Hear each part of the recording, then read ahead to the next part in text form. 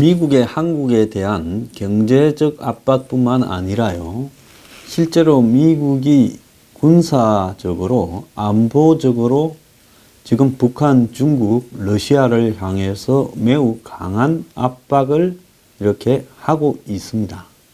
다양한 형태로 이런 부분이 나타나는데요. 이런 군사적 압박의 결과로 우발적인 충돌이 발생할 가능성도 매우 높아져 가고 있다, 이렇게 봐야 될 것 같은데요. 트럼프의 조용한 전쟁 준비, 주한미군 가족 동반이 금지됐다라는 보도가 나왔습니다. 어제자 동아일보에 나왔는데요. 자, 미국이 지금 평창 이후에 북한과 군사적 충돌을 할 것이다 라는 기사가 한 잡지에도 얼마 전에 실렸는데요. 이 기사에서 미국의 특수부대 및 공정부대가 4월 1일 한반도 출병을 준비하고 있다라는 미군들의 정언이 여기에 소개가 되었습니다. 군사 전문가가 쓴 글이니까 상당히 많은 정보가 있다, 이렇게 봐야 되겠지요. 그래서 미국이 최악의 경우에는 북한과 이 전쟁이나 충돌로 갈 수밖에 없다라는 것을 이렇게 준비하고 있는데, 뉴욕 타임스도 1월 달에 이런 보도를 했지요. 노스캐롤라이나주 포트 브래거에서 48대의 아파치 헬기와 치누크 헬기를 동원한 최대 규모의 강습 훈련이 있었고, 이틀 뒤 네바다주에서는 82 공정사단 소속 병사 19명이 낙하산 강화 훈련을 했는데, 이쪽은 포트 브래거라는 것은 그냥 부대가 아니라 특수 부대가 있는 지역입니다. 1월 달부터 주한미군과 주일미군의 군사 정찰 활동이 급증하고 있고, 일요일에도 그런 이 정찰 활동이 지금 전개되고 있다고 합니다. 주한미군 소속 RC-7B 정찰기가 평택에 지금 배치되어 있는데, 비무장 부치대 인근을 정찰을 하면서 북한의 움직임을 감시하고 휴일조차도 했다라는 겁니다. 자, 이 기사에서도요, 북한이 이번에 장거리 미사일은 숨겼지만은 KN-02 단거리 지대지 미사일을 이렇게 보인 것은 한국에 매우 위협적이다라는 부분을 지금 해석되고 있습니다. 자, 그런데 미국이 지금 한국에 새로 오는 미군 관계자에게는 사실상 가족 동반을 시키지 않고 있다라고 하는 지금 이야기가 나오고 있습니다. 그래서 한국과 달리 미국은 사병까지 모두 직업 군인이고 해외 주둔지에서 가족과 함께 생활을 할 수 있게 만들죠. 자, 그런 상황에서 지금 미국이 올림픽이 끝나면 한미 합동 군사 훈련을 이렇게 하려고 만반의 준비를 하고 있고, 거기에 강도도 매우 높게 하려고 하는 상황에서 문재인 정부가 이를 취소한다면 미국은 한국을 배제한 채 어떠한 행동을 할 가능성도 높아지지 않겠나라고 지금 해석되고 있습니다. 자, 키 리졸버와 독수리 훈련은 유사시에 미군의 정원 병력이 한반도에 들어오는 훈련을 하는 겁니다. 즉, 오키나와에 있는 미국의 해병대가 제일 먼저 들어오는 그런 훈련이겠죠. 그래서 컴퓨터에 의한 모의 지휘소 연습, 실제로 병력 무기 장비를 야외에서 가동시키는 야외 기동 연습 등을 하는데요. 상당 많은 미군의 투입이 있어야 가능한 훈련입니다. 최근에 이 주한미군이 인척인 사람들의 입에서 나오는 이야기가 가족을 동반하지 못하고 한국에 오게 되었다. 그래서 이 주한미군의 가족 동반이 사실상 어렵다라는 이야기가 거의 기정사실화 될 만큼 여기저기서 많이 나오고 있습니다.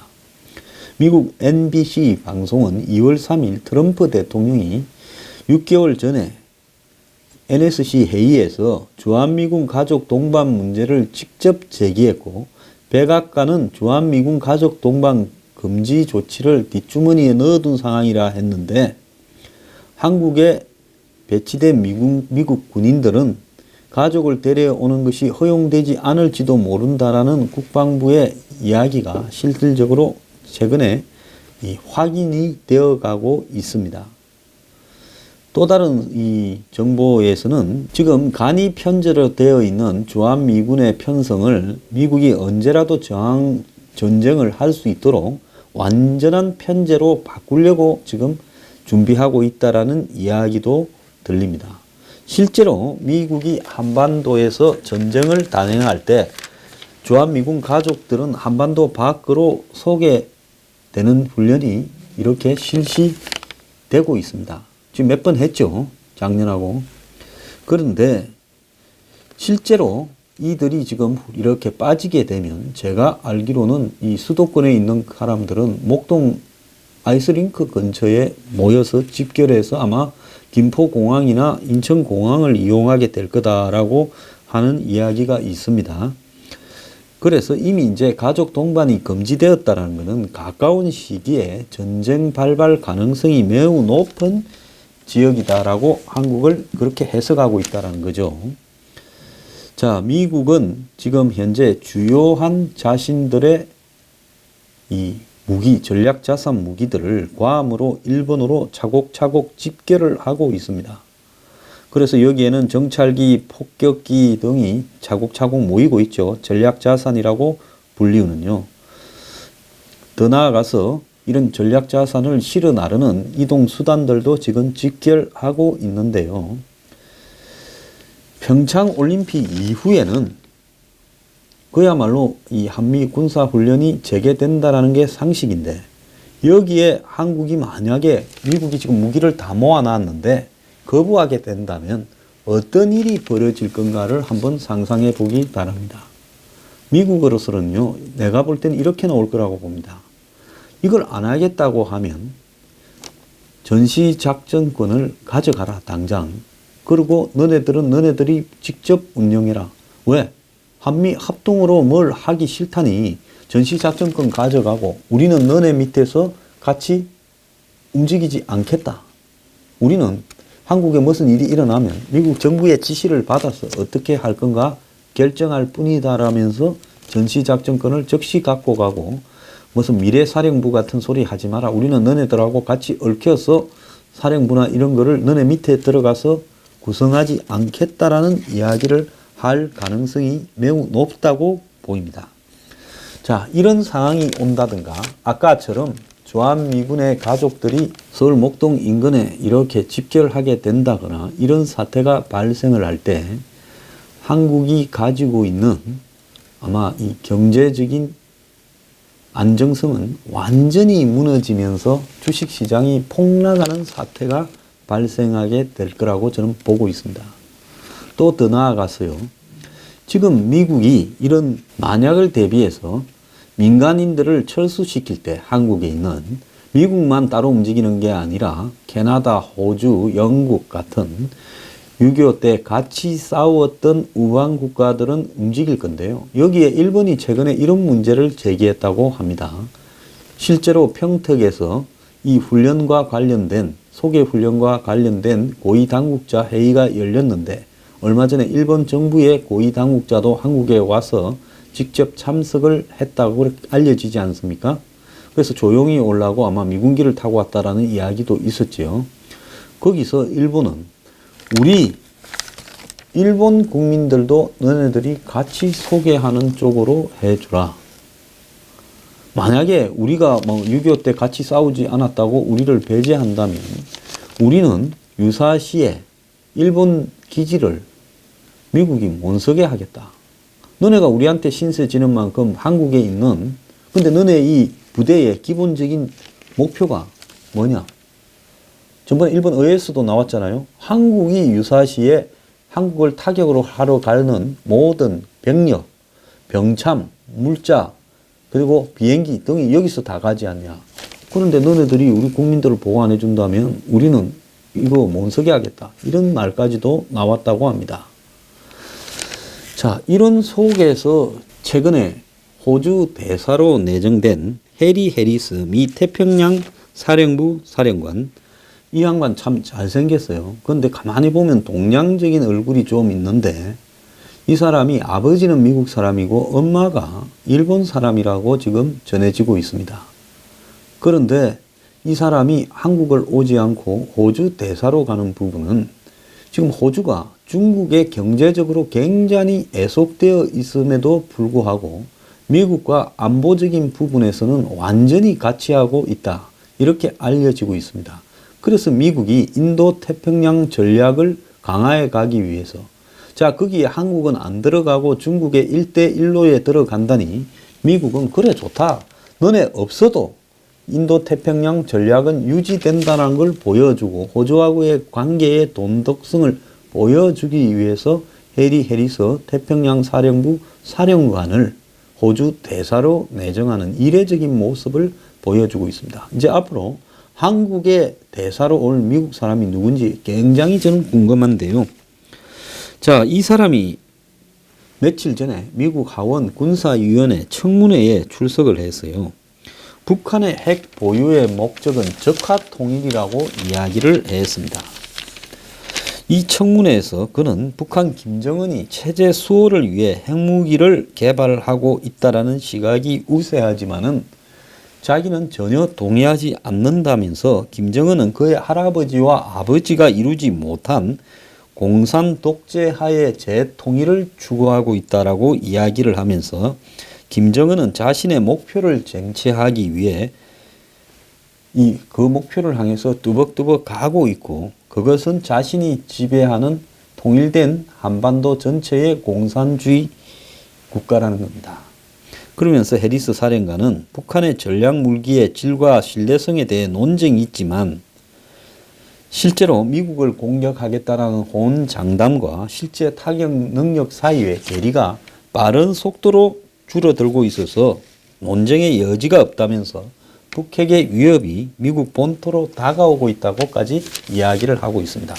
이 사람 등이 중심이 되어서 설정한 내용에 보면요. 실제로 미국은 한국에 대해서 이 우방국의 전력에서 뺀 채 계산을 하고 있다는 이야기까지도 지금 나오고 있습니다.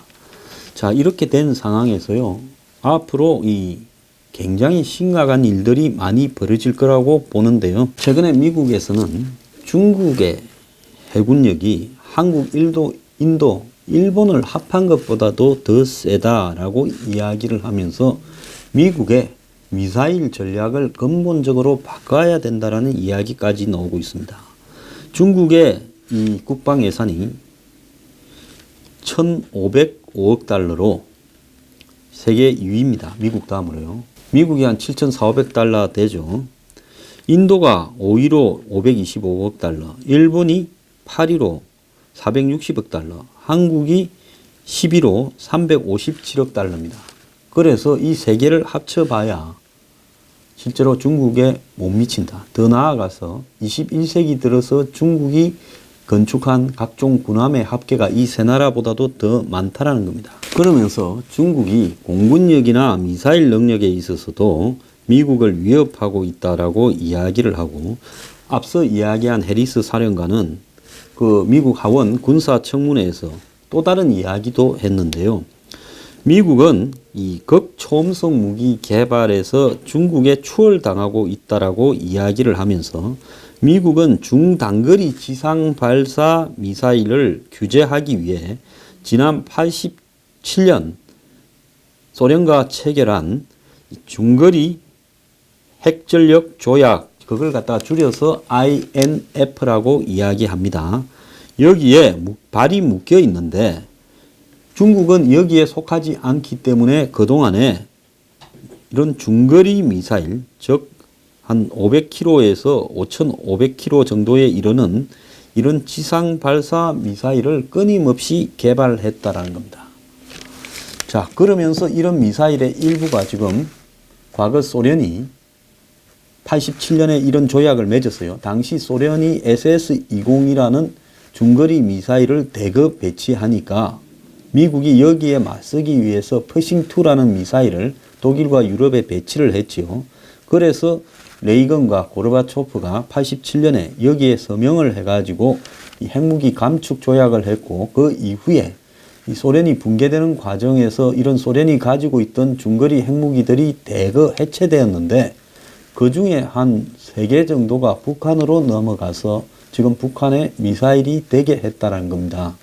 그런데 그 사이에 미국하고 러시아는 이런 무기들을 감축했는데 실제 러시아는 상당한 부분 운용을 하고 있고 그 기술이 중국으로 넘어가고 또 북한으로 넘어가서 이번에 북한이 KM 공투인가 하는 새로운 미사일을 내보였는데 이런 것이 전부 지금 미국이 러시아하고 과거 구소련하고 맺은 협상 때문에 이 중거리 미사일을 개발하지 못하는 동안에 발생을 한 일이라는 겁니다. 그래서 미국은 요 근래에 러시아의 중거리 미사일 이 협정을 위반하고 있는 사례에 대해서 굉장히 질타를 하고 언론에 찾아보면 많이 나와요. 그런 기사들이. 그래서 미국도 올 연말쯤에 이 조약을 완전히 폐기하고 중거리 미사일을 다량으로 배치를 하겠다는 겁니다. 그러면 그 배치가 어디에 되겠습니까? 한국은 그런 게 들어오기를 바라지 않는 나라니까 그런 다량의 중거리 미사일 배치가 일본에서 집중적으로 배치될 거다. 이렇게 지금 알려지고 있습니다. 인도나 이런 데도 많이 가게 되겠죠. 그러면서 이제 이런 부분을 갖다가 이 방어해내기 위해 이미 중국이나 러시아, 북한은 중거리 미사일을 다량으로 소유하고 있는데 그걸 위해서 사드나 이런 것이 필요한데요. 한국은 지난번에 11월 말에 중국에 약속을 해줬지요. 뭘 약속을 해줬습니까? 이 중거리 미사일 조약과 관련되는 부분을 집중적으로 약속을 해줬어요. 사드를 추가적으로 배치하지 않겠다. 즉 날라오는 중국과 북한의 미사일을 속수무책으로 맞아라. 그리고 미국의 미사일 방어에 가입하지 않겠다. 한미일 군사 동맹을 하지 않겠다. 즉 한국은 이 중거리 미사일 부분에서 즉 중국이나 러시아나 북한에 위협이 되지 않는 공백지대를 만들겠다라는 중국의 계산이 깔려 있었던 겁니다. 자, 미국은 중국이 해군으로 이 해상 발사 중거리 미사일, 또 공군으로 공중 발사, 또 땅으로 이걸 다 하고 있는데 미국은 러시아하고 협약 때문에 발이 묶여서 개발하지 못하는 동안에 러시아는 그걸 북한, 중국에 넘겨주고 또 러시아도 보유하고 있고 그래서 우리도 이제 안 지키겠다라는 겁니다.